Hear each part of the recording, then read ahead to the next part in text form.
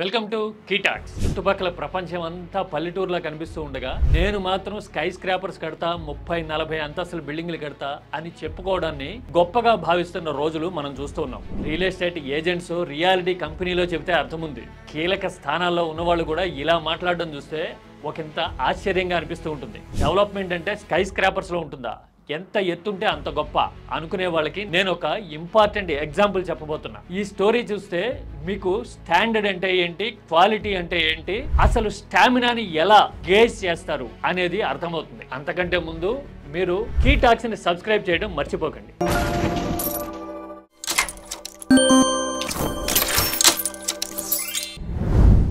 ప్రపంచంలో most valued brand ఏది అని లెక్క తీస్తే సంవత్సరాల తరబడి టాప్ పొజిషన్ లో ఉంటున్న బ్రాండ్ యాపిల్. అంత వాల్యుబుల్ బ్రాండ్ గా పేరున్న యాపిల్ హెడ్ ఆఫీస్ ఎలా ఉంటుందో తెలుసా? ఎస్, నేను చూపిస్తా.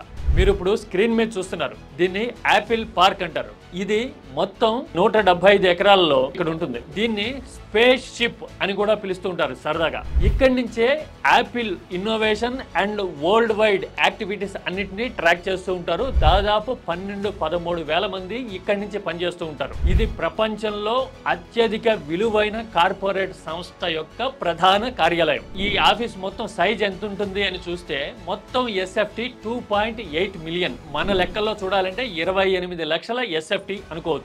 ఇందులో 1000 మంది కూర్చోడానికి ఆడిటోరియము, ప్రపంచంలో ఏ దేశంలో ఉన్న మార్కెటింగ్ టీమ్ తో అయినా, అలాగే యాపిల్ ప్రొడక్ట్స్ కి సంబంధించి ఎలాంటి టెక్నికల్ ఇష్యూస్, స్నాగ్స్, ఛాలెంజెస్ వచ్చినా కూడా వెంటనే నియర్ బై లాగిన్ అయ్యేందుకు మాకప్స్ కూడా ఇక్కడ అవైలబుల్ ఉంటాయి. అంటే ఒక రకంగా మన భాషలో చెప్పాలంటే టచ్ స్క్రీన్స్, అంటే టెక్నాలజీ ఇన్నోవేషన్ మొత్తం అంతా ఇక్కడ ఉంటుంది. ఇలాంటి పూర్తి ఇన్నోవేషన్ తోనూ, అలాగే ఎలాంటి వేస్టేజ్ గానీ ఎలాంటి ఆర్భాటాలకు గానీ అవకాశం లేకుండా నిర్మించిన ఆఫీస్ ఇది. తీరా ఈ బిల్డింగ్ ఎన్ని స్టైర్స్ అనేది చూస్తే గనక 5 స్టైర్లు మాత్రమే. భూమి మీద 5 స్టైర్లు, లోపల 3 స్టైర్ పార్కింగ్, సెల్లార్ పార్కింగ్.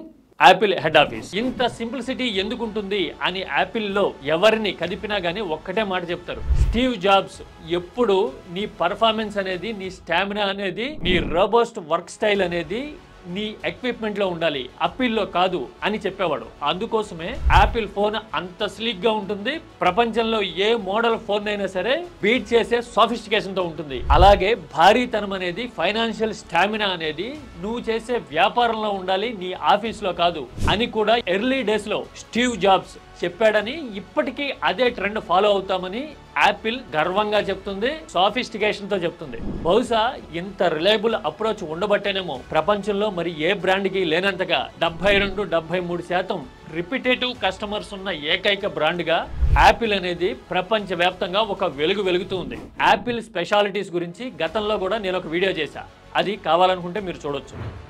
చెప్పిన తర్వాత యాపిల్ ఫైనాన్షియల్ స్టామినా గురించి కూడా చెప్పి తీరాలి. యాపిల్ కంపెనీ విలువ ఎంతో తెలుసా? $3.13 ట్రిలియన్. నేను ఎకనామిక్స్ స్టూడెంట్ అయినా మ్యాథమెటిక్స్ లో మాత్రం అంత స్ట్రాంగ్ ఏమీ కాదు. అయినా సరే అలాబరేట్ చేయడానికి మన అంకెల్లో చెప్పడానికి ట్రై చేస్తా. $1 ట్రిలియన్ అంటే మన రూపాయల్లో చెప్పాలంటే 85 లక్షల కోట్లు అనుకోవచ్చు. ఈ లెక్కన 3.13 మిలియన్ అంటే దాదాపు 260 లక్షల కోట్లు అనుకోవచ్చేమో. ఇది యాపిల్ బ్రాండ్ వాల్యూ.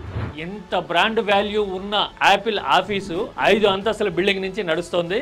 ఇది ప్రపంచ రియాలిటీ. దీన్ని బట్టి చూస్తే మనం ఎక్కడున్నాం? మీకు నేను చెప్పిన స్టోరీ ఎందుకోసమో అర్థమైతే గనక మీ అభిప్రాయాన్ని కామెంట్ లో చెప్పండి. Don't forget to subscribe కీటాక్స్.